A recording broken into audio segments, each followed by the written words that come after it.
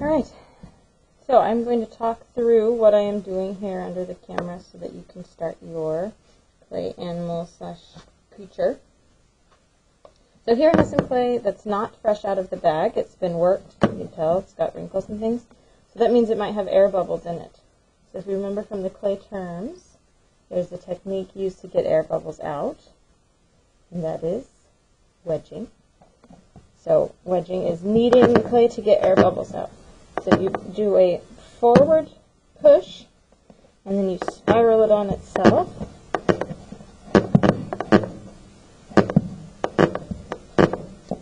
I'm going to turn it the other direction. There are several different ways to do this. This is the way I prefer, where they call it a ram's head because it ends up making a spiral, like a ram's horn on the side.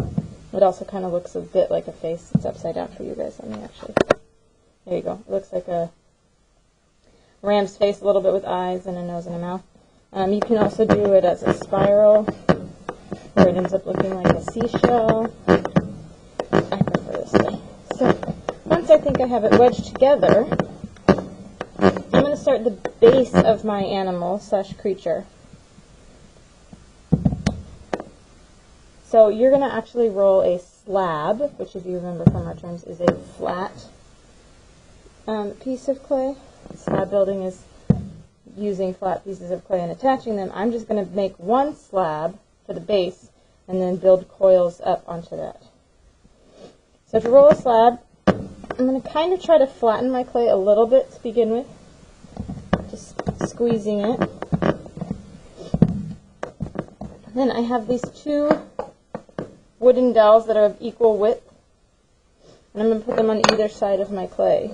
Having them be equal width means that when I put the rolling pin over it, I'm not going to roll it thinner or thicker in places. I'm going to flatten it a little bit, and then it's important that you pick it up every so often and turn it, or it will stick to the desk.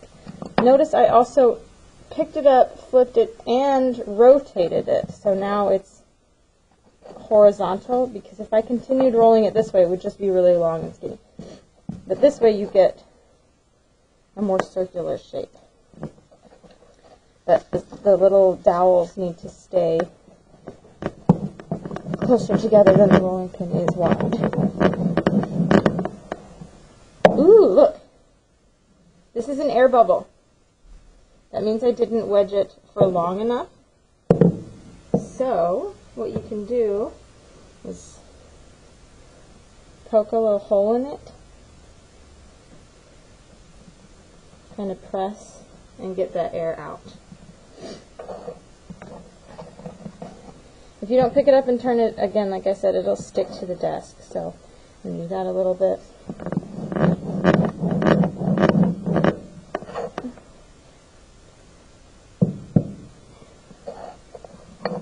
These are a little fat for my liking.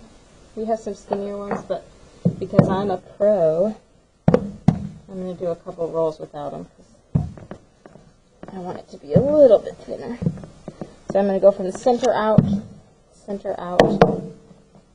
pick it up, turn it, center out, center out, center out, center out, turn it. Okay. Still pretty thick. Thinner than my thumb.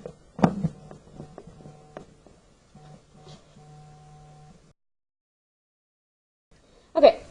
I paused that for a minute. I need to go get a clay tool. So I'm going to cut slabs from here.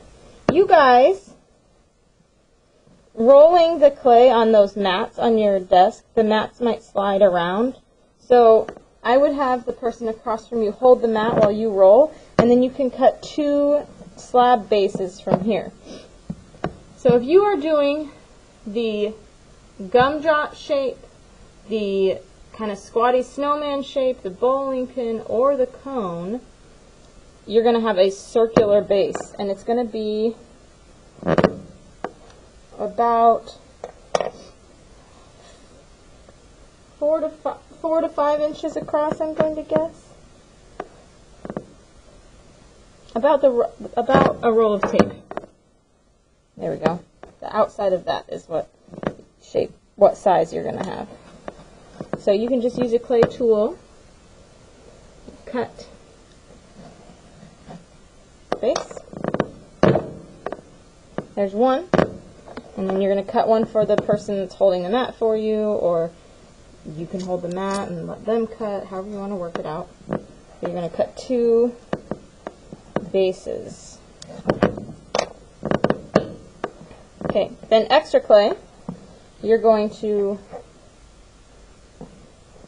kind of smush back together, and you're going to set it off to the side in your plastic bag so it doesn't dry out. So putting it inside my plastic bag. Then you have a slab. You can kind of try to smooth the edges if you want, although we are just going to stack coils on it. So I'm going to write my initials right now on the bottom and my class period.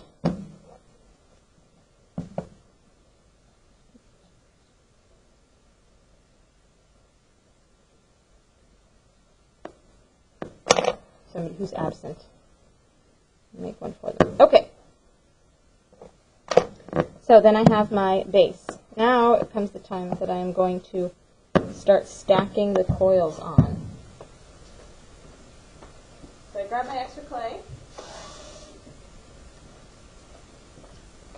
I have my extra clay, and then I have slip, which for now is just going to be water, because I need to slip and score things. I don't know if you guys remember on your clay terms, but slipping and scoring is when you scratch the clay surface and add slip to attach 2 pieces of clay.